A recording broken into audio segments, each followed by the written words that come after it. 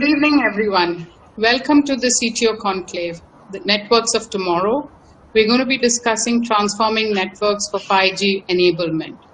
5G is not a linear extension of the 4 previous generations, but it is really contrary to the earlier architecture because it is an amalgamation of technologies like IoT, massive MIMO, radio convergence, which is underpinning this latest standard, which will make 5G the disruptive generation, the generation that is expected to play a big role in transforming the economy.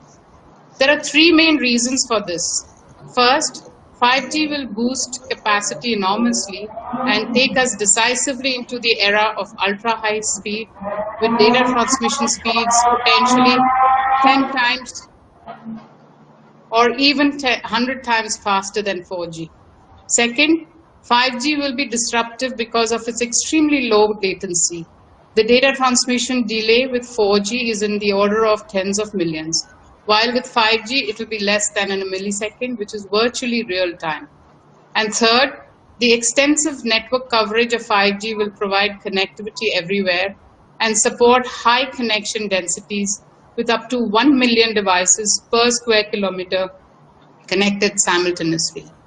Now, the telecom service providers, the OEM, system integrators, policymakers, they all need to work together to essentially play a role in implementing the networks of the future. It is indeed a wide area to discuss. Recently, I was looking at the Ookla 5G map, and it showed that about 17,316 sites are already deployed by 150 operators across US, EMEA, ANZ region. Out of these, 17,056 are showing as commercially available. So 2020 is the year we can consider to be the year where 5G is becoming a reality. Most of the use cases we see is in EMBB, and of course, no sites are showing up in India in this map.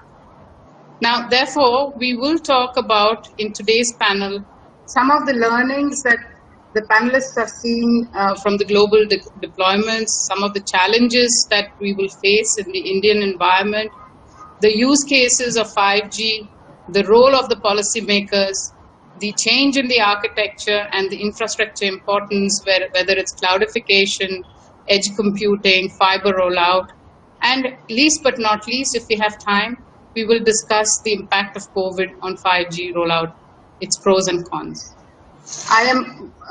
It is my pleasure to introduce the panelists. We have Mr. Azhar Sayeed, Chief Architect, Red Hat. We have Mr. Sandeep Raina, CTO, Nokia India.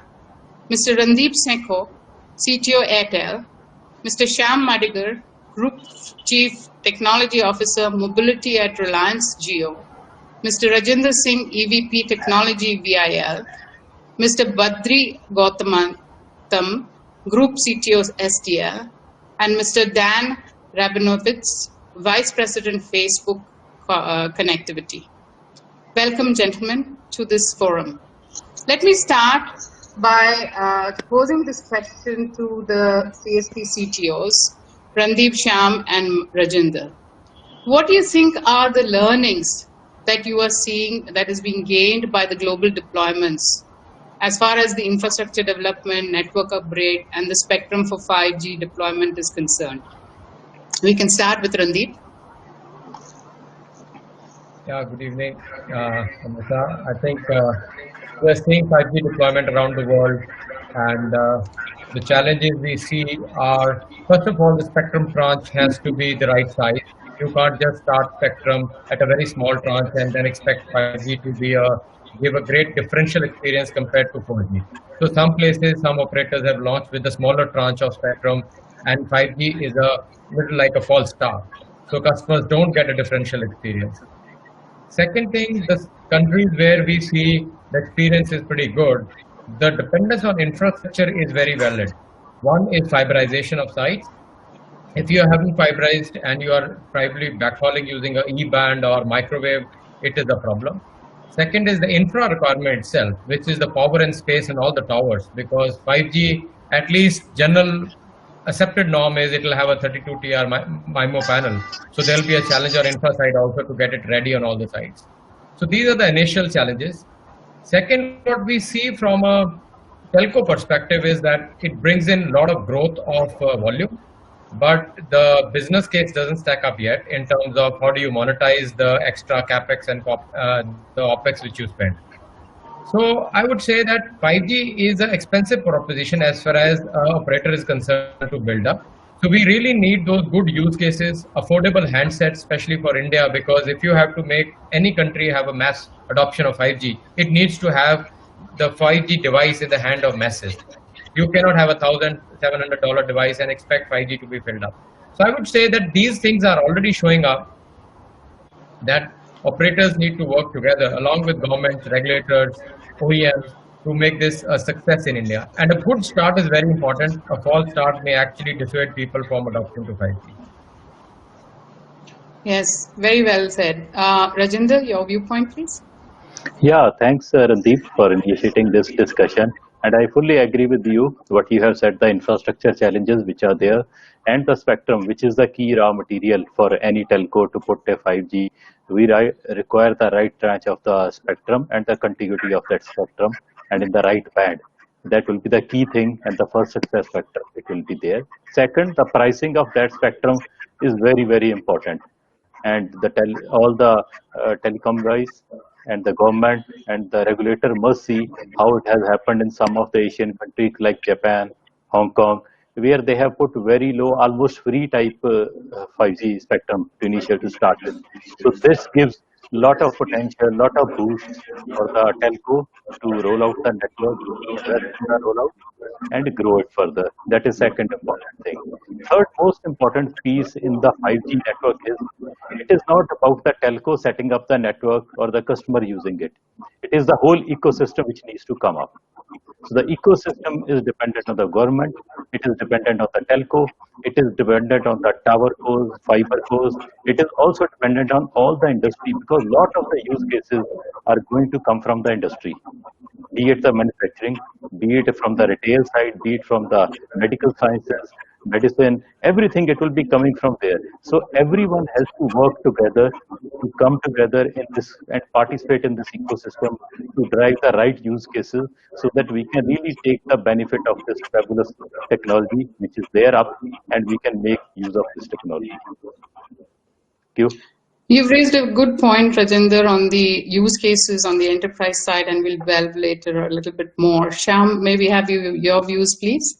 Yeah, sure. I think just building on Amrita, what has been said, I think you started with a very important point that it's not a linear extension, this generation. And what is happening here is it's going to move massive amount of data in very, very small time across different segments. So my definition of 5G is it goes significantly beyond connectivity, which hitherto was actually being driven up till 4G. And two other big things which gets added in beyond connectivity is hyper connectivity is definitely there, but in addition to this, there will be hyper compute and hyper storage.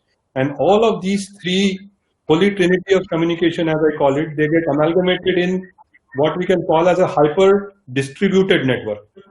And this physical distribution of the network, because of the virtualization, because of the cloudification, will now cut across the classical telco infrastructure of towers and physical sites. It will actually start flowing down to the street furniture. It will go down to the premises, and these locations will not only be connected from a connectivity perspective, but they will also have their own set of intelligence sitting in this, their own set of storage sitting in this, and hence the underlying infrastructure now needs to step up to a totally different level. And this stepping up, unfortunately, in a country like India, which has been infra challenged, basic requirement of reliable power grid, for example, or ability to draw fiber to the locations where you want, or permission, a single window permission to get a tower or a street pole kind of erected anywhere. Now, all of these, unless kind of get streamlined in a fashion wherein it enables and not hinders the growth of this infrastructure, it will be very difficult for us to kind of get to the 5G nation as we envision. And this is the infrastructure part. Spectrum, I think, again, a very important point with the population density and footfall of a country like India. I think it is absolutely paramount that we get the right amount of spectrum first time right.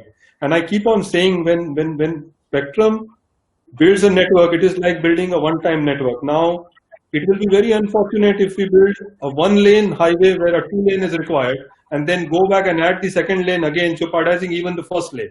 And these kind of incremental deployment of 5G will always keep us on the toe, and we'll never be able to reach to the location where we are actually becoming the economic backbone to enable all the other vectors and all the other industries.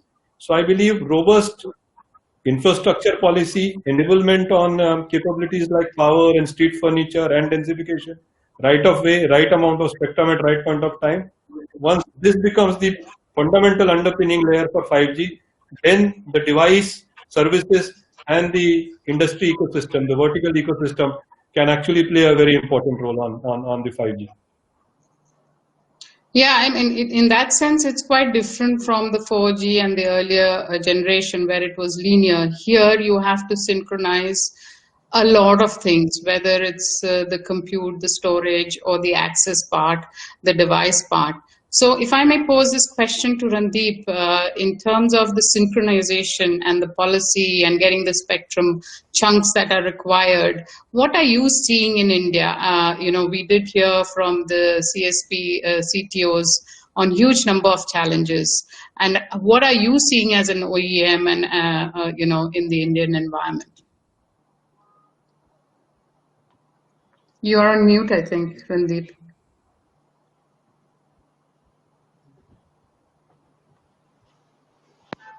Can you hear me now? Yes. Okay. Yes. I think, yeah, thanks, Amrita. I think Randeep, Shyam, and Rajinder already laid the foundation of what the constraints are.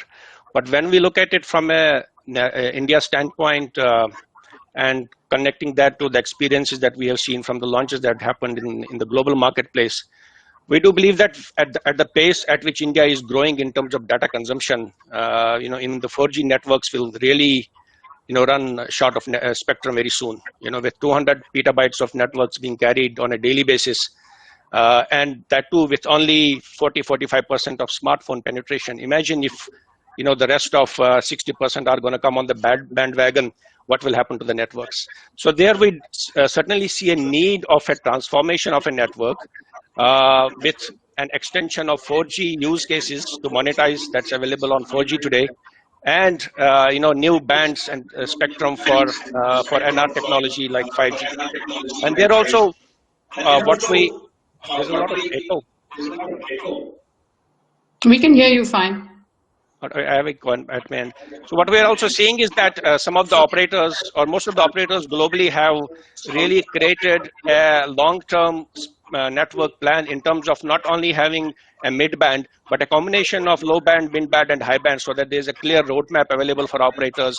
That's where the synchronization of government, industry stakeholders, policymakers is very, very essential for India, because historically we have been a market where the spectrum has been granted in piecemeal. Now we have an opportunity where it's a complete transition of laying new technology for digitizing India and going deeper into multiple facets of the industry, not only just the consumer who wants better speed and better experience, but with 5G enablement, you are going to address a lot of opportunities in the industries as well, so, and enterprises for that matter. So to that effect, what we believe is that a long-term policy on the spectrum has to be laid in the first place, which could be a combination of a mid, low, and high band. And incidentally, as per the current guidelines, we only have a low band 700 megahertz and 3.5 gig being granted for spectrum auction. No, I don't think that will be sufficient.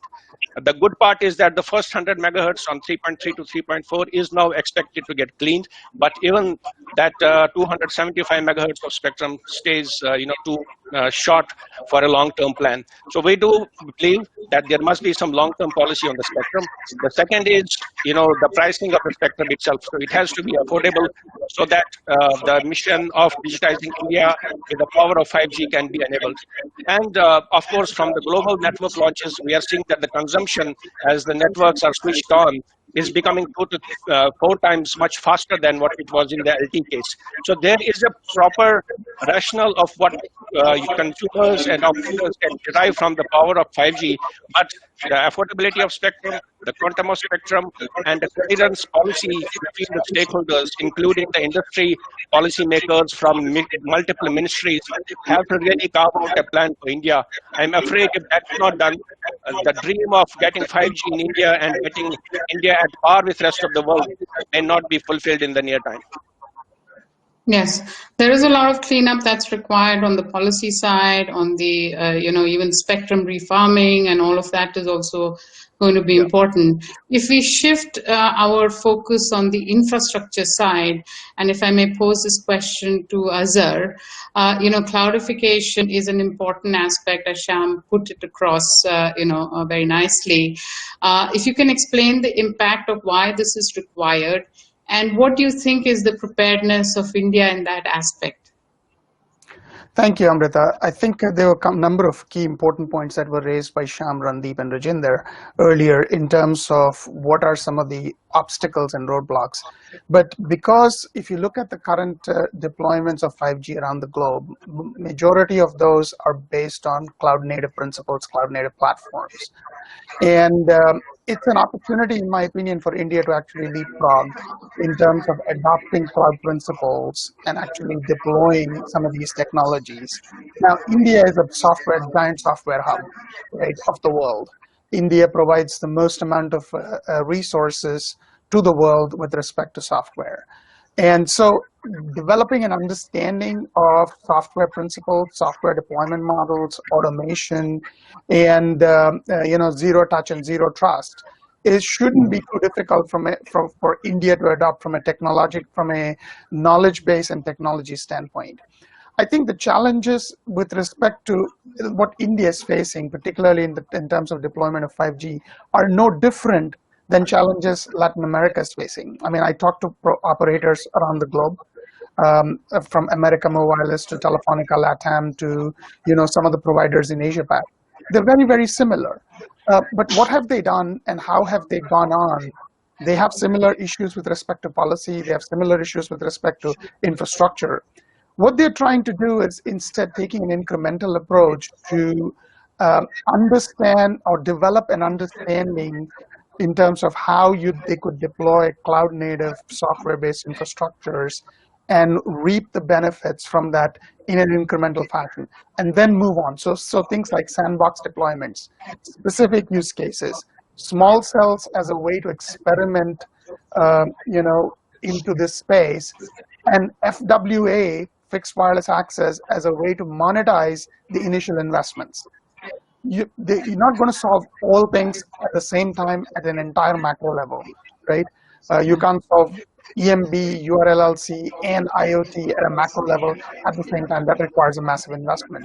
So taking an incremental approach, building upon the software cloud platform, using automation to its fullest extent, using an open approach, open software, open RAN, open source approach, is allowing these providers to actually go and put this incremental markers or milestone markers in their journey towards this deployment of 5G.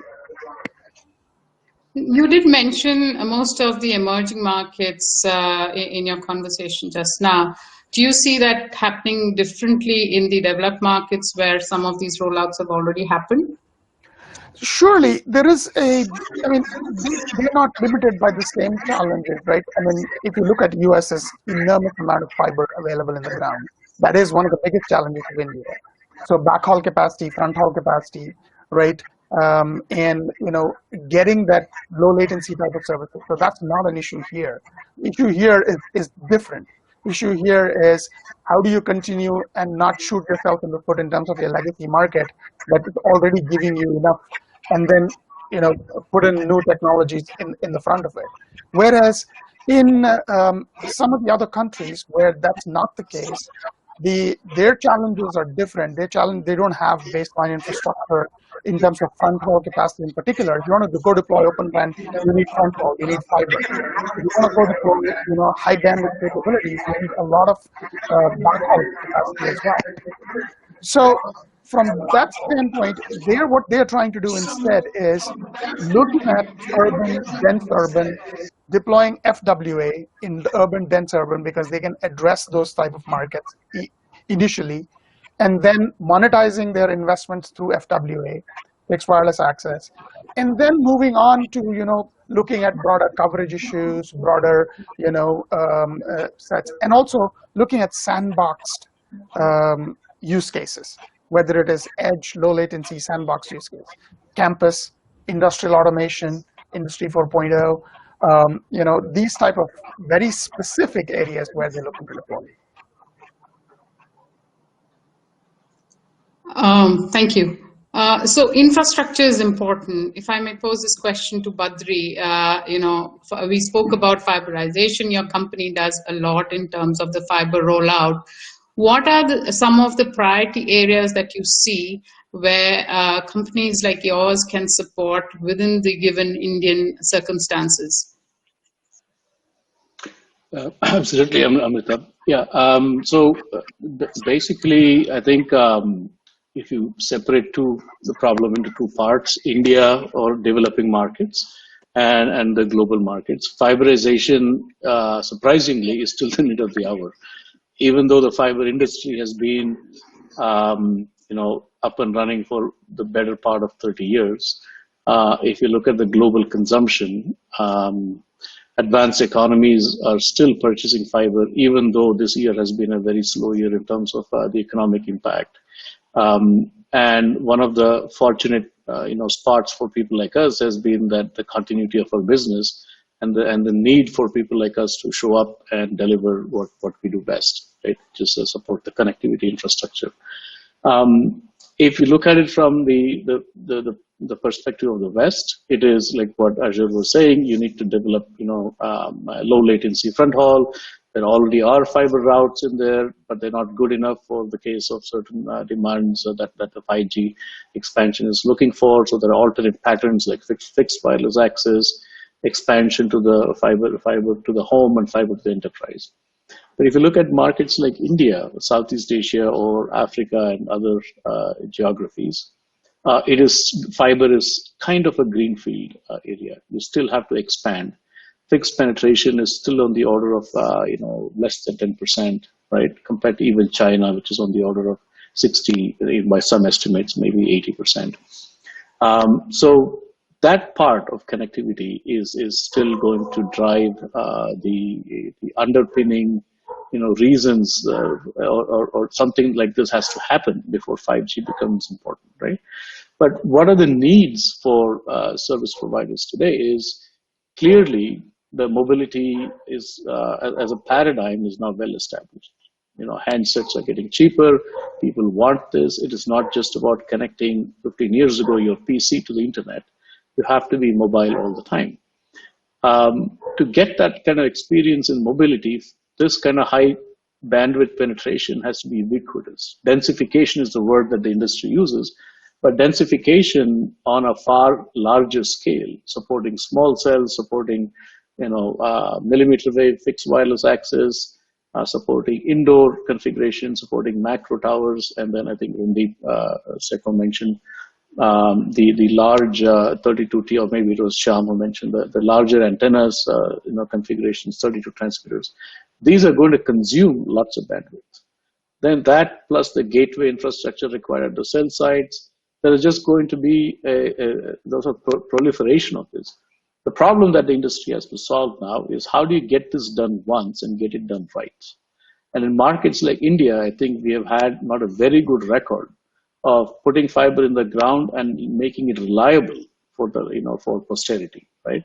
A product that is supposed to last 25 years is probably lasting usable lifetime. The asset is still in the ground. It's probably one half of that, in some cases 1/3 of that. Those are the kinds of problems that we are trying to solve. Can you design this in one go, where compute, which was mentioned earlier, I think Randeep mentioned it earlier, storage infrastructures, the edge data centers, the tower sites, the small cells, can you design this network once? Can you provide the right amount of densification at a certain capital footprint that is basically, priced to the geography, priced to the affordability profiles of our service provider customers? And can you get it done faster?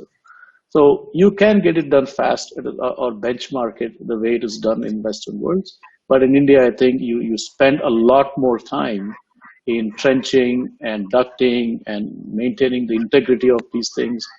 And so not only are we looking at this problem as a product or a point solution provider, we're looking at this from a design, deployment, and maintenance perspective. And we see that bringing fixed connectivity along with the wireless, problem together in a converged approach will pay off tremendously in markets like India. So that's kind of where we see the infrastructure market, and from our perspective, as important to the 5G evolution in this context. And this, I think, applies to the lower income countries, in this part of the world.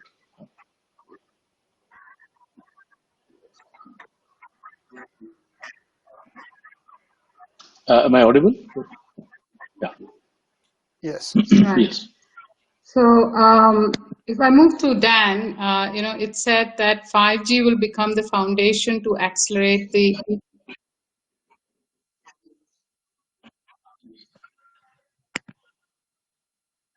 Yes, Badri? No. I couldn't hear you, so I was just wondering. I think Badri's. Can we hear Badri? I can hear you, yes. Okay, yeah, you're fine. So yes, fiberization is important. There are lots of challenges.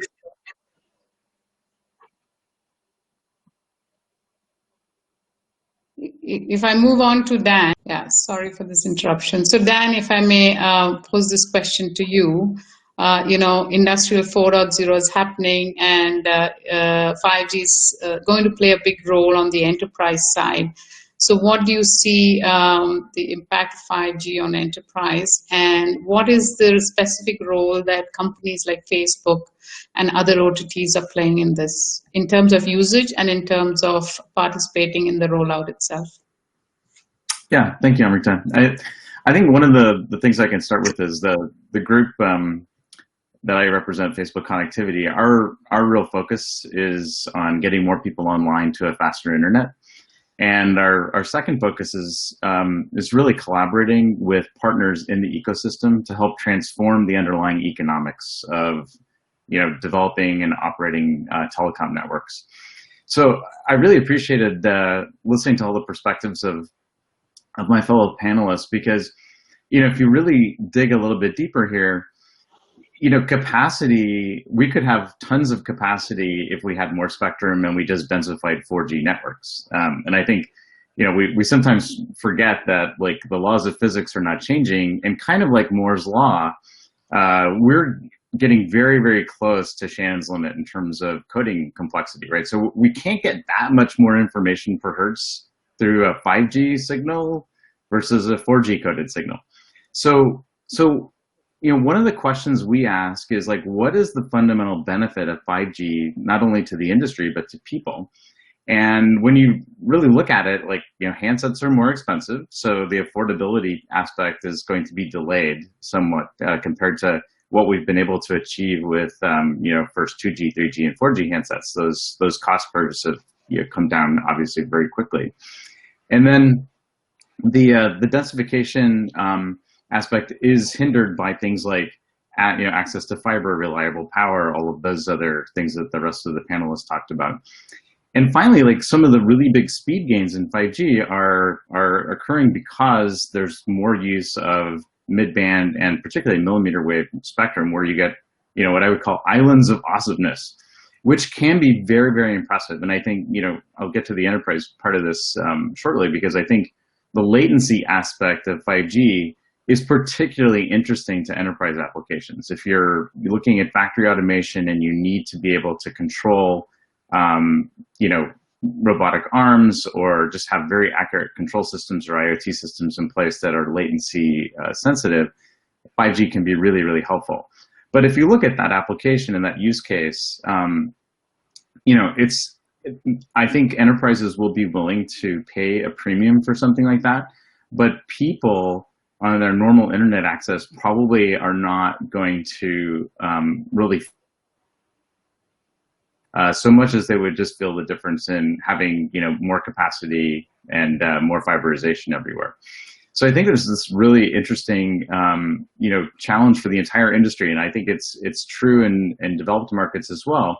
This secular upgrade, unlike the last one, is actually more tricky. It's got a lot of complexity in terms of closing the business case for everyone who's going through this upgrade cycle. So I'm actually very strongly aligned with Azhar's perspective from Red Hat, because the way I look at it is this secular upgrade gives everyone the opportunity to rethink the way they're designing, architecting, and deploying and sourcing networks, and how that transformation affects the operational expenses associated with operating networks can be really transformational.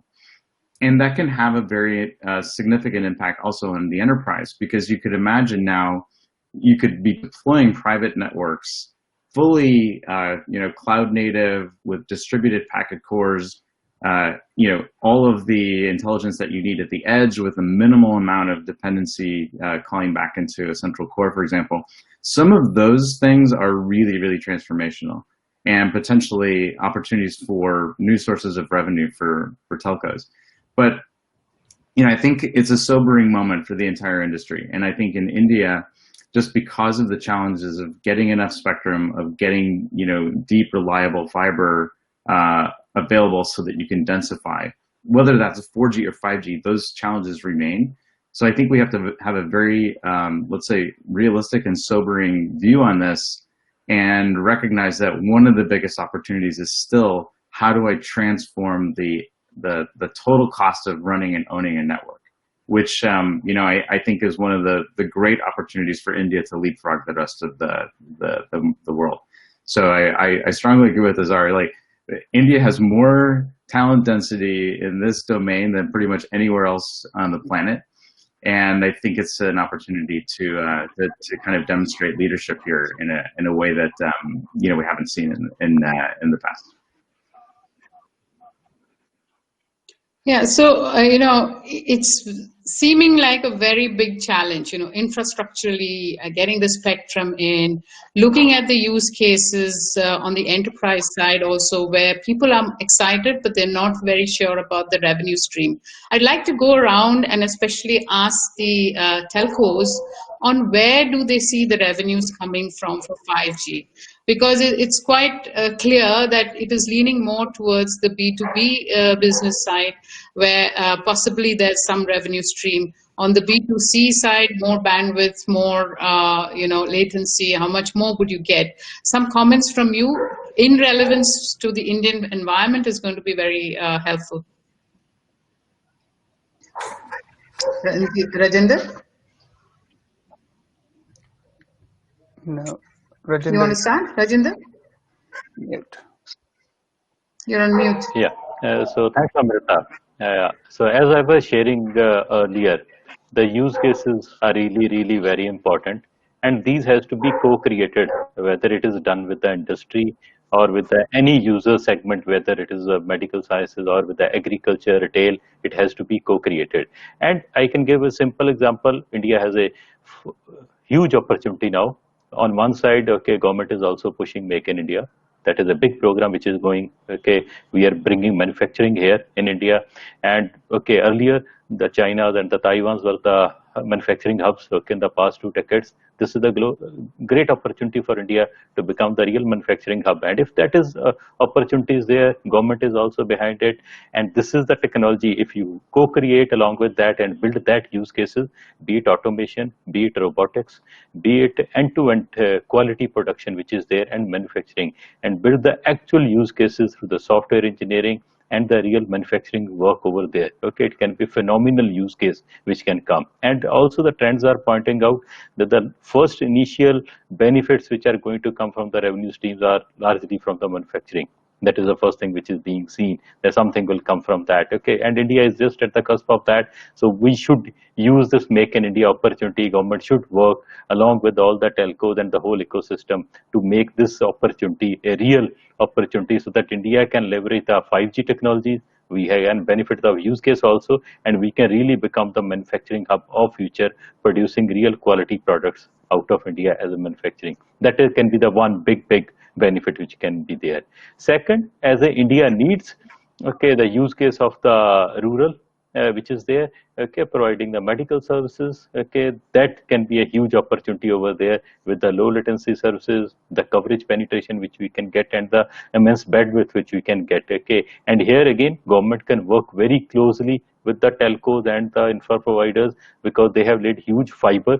If that fiber asset can be shared, okay, it will give lot of benefit of easy penetration and quick rollout, and with the right spectrum, that benefit can be reached immediately put for use to the rural people, okay, for extending all the medical services over there, which they need really bad. And today they have to come to the urban centers, the diagnostic centers and everything, and their equipment can be leveraged much more. If that extensions are possible, those use cases are possible, it is a huge benefit which they can see in society in large also, and the benefit of the technology will be very, very visible. And there, whether it's the edge computing, which will be really helpful, okay, getting the all the benefit which is there, all the content which is required to be there, all the software benefit which are there, will be very, very useful and helpful. Those are the two quick things which are very, very relevant to India, which are very, very time specific, and India is right there, okay, to use these two benefits, and it can get the benefit of that. The third, enhanced broadband, which is there for any user, okay, whether it's an urban user, rural user, while traveling, using the public services, all those things, that is a common benefit, okay, which will be society in large, which will be there, or the financial transactions, which will be to the next level, which will there. If you see, the old proverb is, okay, necessity is mother of invention. Okay, it is, if you see, this pandemic has shown us that necessity is mother of actual adoption also. You see all the financial services, if you see earlier in India, it was more like a cash, that everything was transacted at the cash, it was cash economy, everything was there. But this pandemic forced us to change the spending behavior, the way we are buying in India and all those things. And suddenly we find that mobile POS have grown more than 60% in 1 year. During pandemic. So you do see a silver lining in the whole COVID, and we'll come to that at the last bit. But if I quickly move on to Randeep and then Shyam to give the telco's perspective on making money through 5G. Yeah, the business case of 5G is the biggest question mark, biggest elephant in the room. While technology is available, all the money can be spent. How do the ecosystem makes money? It's not about telco. It is about the people who will make applications will be used on it. I would say that India stands to benefit in a couple of ways. First of all, India on 4G spectrum start. Even if we see India's 4G speeds and compare it with the rest of the world, it is the lowest. I mean, you can see yourself right now. I mean, you can't really say 4G is like average speeds if we see and compare on any open signal with global benchmarks. We need spectrum to give a decent wireless broadband connectivity. So I think in that way, the initial spectrum being made available in 5G will at least give that parched wireless connectivity users a higher access to higher speeds. If we talk next, I'm still on B2C. There are certain use cases which will come because of 5G. I mean, there were use cases which came of 4G. If there is no 4G, there is no music streaming service, there is no video streaming service, there is no e-commerce. This is not there. This is there because there's a robust 4G available everywhere. But a robust 5G will enable things which are not possible on 4G. For example, cloud gaming not possible on 4G. For example, AR, VR, immersive entertainment, where person may be ready to pay more, is not there on 4G. We all know when content comes, when cricket comes, people are ready to spend on OTT subscriptions because they want to watch IPL season. So I think people will pay when the good content is there. And that content generation is where India can participate. If you really ask me, this is where, I mean, if I pick it up from Dan, then the innovation and the capability of creating software, you can say IPR, and these use cases which can be exported to the world, and these are boundaryless. They can be exported. We use subscription services from services being rendered out of any place, and we can pay in dollar, euro, rupees, it doesn't really matter. So from that perspective, I think cloud gaming, AR, VR, these will be the kind of use cases where people will be ready to pay, and it will be a real premium service. And this service will be rendered not just by a application provider directly to the device, it will be rendered with a deep participation of the telco, because the service, for example, if we talk about an NBA game being watched from different angles, it has to be rendered at the edge. It can't be done at the server. So telco will play a role and they can monetize. Coming to pandemic things, yes, I agree with Rajinder that our digital behavior has changed. We are upped our digital adoption, but it has also shown us the immense possibilities of, let's say, e-education, e-medicine. Like these meetings were all personal. I mean, we have met our partner senior executives now online that we think it was a waste spending a week to do a 2 hour of meeting, right? Sometimes if you were to go to states. So this is very much possible to do it and without wasting any time. I think these possibilities, if we go and enrich it using a, you can say immersive, you can do it in even more entertaining or more, indulging way. Similarly, industrial use cases, I agree with Rajinder that this is a time to make in India, and especially for Asia.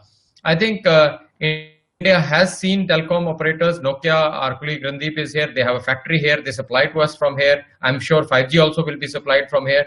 But can we supply to the world from here? Can we use this and creating a low-cost manufacturing hub? I think, and make in India, supply not just OEM equipment, but why not handsets? I think around the world, the affordable handset, if we were to see, this is the market.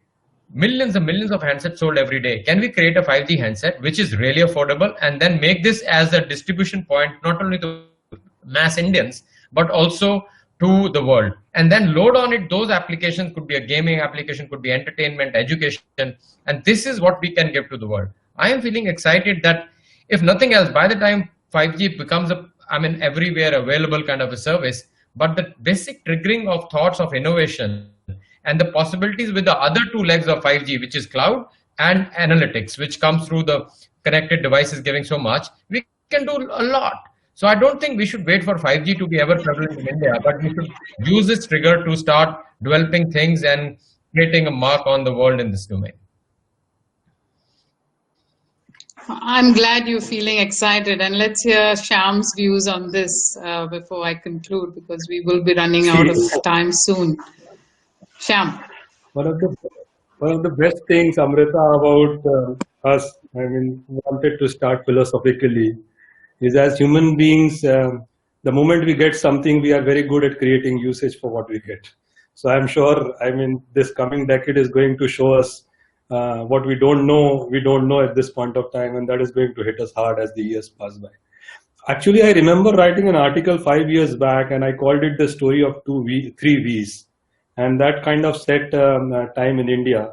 Decade 1 in the century, 2001 to 2010, was the decade of voice, the first V, because we were 2% on teledensity when we started the century, and by 2010 we went to 80% plus on teledensity. We connected almost 1 billion Indians. And that was the decade of voice. That was the first V. 2010, the famous 3G auctions and 4G auctions happened. And we had our first kind of taste of broadband on wireless. And from 2011 to 2020, we had the second V, which I call as video. 70-80% of our consumption on devices is video. Now the third V, which I call, which is starting just now at the advent of 5G, is what I call the V for virtuality. And breaking again between B2B and B2C, the B2C scenario is very simple. I think we have too many people, too less spectrum, too much demand. Very, very clear. Randeep highlighted this. In fact, I remember doing in a lot of our common consultations, we benchmark ourselves with likes of Shanghai and likes of Beijing, not even New York or London, from a footfall perspective. And if you look at the resource per customer or resource per square feet, we were, including spectrum and people, we were actually 1:25 to 1:40% lower. And that is the amount of resources we have from telecommunication perspective. Now, so this gap will surely be bridged. We will get 100 megahertz of 5G for our retail customers. So I think first phase will definitely be the whole B2C scenario where the broadband enablement. And again, this is very important because unlike any other country, our dependence on wireless broadband is paramount. We do not have 60, 70, 80% of wired broadband penetration or fiber broadband penetration. Even our homes, you are a classical example at this point of time. Even our homes are now, wireless connectivity. Coming to B2B part, this whole industry 4.0. We're talking about education, we're talking about entertainment, we're talking about health. In a country which is as disparate as India, as vast as India, as demographically distributed as India, and Rajinder touched upon some of these, I think this will be a big boom when a teacher can actually connect to people, students across the length and breadth of the country, when the right doctor can go and diagnose the right patient, irrespective of the hundreds of thousands of miles between them. And actually that will step up the whole normalization of the economy, wherein this whole digital divide, as we used to call it, will kind of go away. So Industry 4.0 will become big. As far as the revenue sources are concerned, I think some point of time we are one of the most affordable telecom industries in the world, and I believe there is a lot of potential. People have realized, again banking on COVID, the whole collaboration theme has come up really well, when people realize that spending in a good connected home, for a good connected home, is much better than spending on a good device. I mean, I'm not trying to undermine the device business here, but I think the bearer and the connectivity need becomes paramount. So if you bring all of this together, more enabled verticals in Industry 4.0, more enabled resources for individual customers for collaboration and for productivity, capability to run your life, run your business in much more virtual manner, much more cloud native manner, I think, which is the call of the day and which will be the call going forward. Let me quickly, request the rest of the panelists to give their final closing comments around this topic before we close. So Dan, you want to go first? Sure. Just 30 seconds each, please, and then we will have to wind up. Yeah, I could actually go on speaking with all of you panelists. Very interesting, very wide topic. We can actually go on for hours together, and maybe we'll go offline to have that discussion. But 30 seconds, yeah. So 30 seconds. Facebook is, as a company, like very interested in being able to leverage the the transition to 5G for applications like augmented reality and virtual reality. So very clearly there is a benefit to seeing the networks evolve, and we would love to collaborate with telcos on those things. But those networks, every wireless network needs power, it needs good wired backhaul, and a lot of spectrum. And that's regardless of whatever G that is. And so those are like the fundamental ingredients to a successful wireless network. The last thing is this transition to 5G is a huge opportunity for India to get up on the front curve of innovation. And that involves, Open RAN, Open Core, all of the cloudification that's coming. And also to Randeep's point, an opportunity to start making a lot of the core ingredients of the network and the device ecosystem in India. It's a super exciting time, and we are very open and happy to collaborate with the industry on those transitions. Thank you, Dan. Azhar? Yeah, thank you, Amrita. I think there are two things. If you look at the amount of time it took for virtualization to happen, roughly 6 to 7 years. The amount of time it's taking now for cloudification to happen, less than 3 years. So we are rapidly decreasing that time frame in terms of adoption of a technology curve. And that's happening because of softwareization of the industry, of networks, of platforms, of services. And we believe sincerely as Red Hat that this can have a huge impact, even for a country like India. You softwareize even your 4G infrastructure, it'll go a long way towards adoption of some of the 5G technologies. You can do software-defined radio, software-defined RAN, software-defined services. So that, to me, you don't have to wait. Yes, I totally understand spectrum, fiber, those are big challenges in countries like India, and there are other countries around the world. But don't wait for those challenges to be solved. Look at your current infrastructure, go towards a softwareization model, build a platform that will allow you to adopt those things as they come, as the regulator turns on the faucet. Yeah, that's a big debatable topic and really interesting one. Badri? Yeah, I just follow up to what Dan and Azhar was saying. I think STL as an organization is committed to getting the time reduced in terms of building this infrastructure, increasing its reliability, bringing connectivity to the forefront, and then in our upcoming evolution and avatar, supporting the open RAN and wireless ecosystem. So as we grow with the expansion of 4G and 5G, we're also growing into the wireless domain and bringing this connectivity paradigm to the cost structures and benchmarks required in places like India. Randeep. Yeah, Amrita, maybe the last word. I think from my perspective, I believe that the race to 5G has already begun the day we started our 4G networks in India.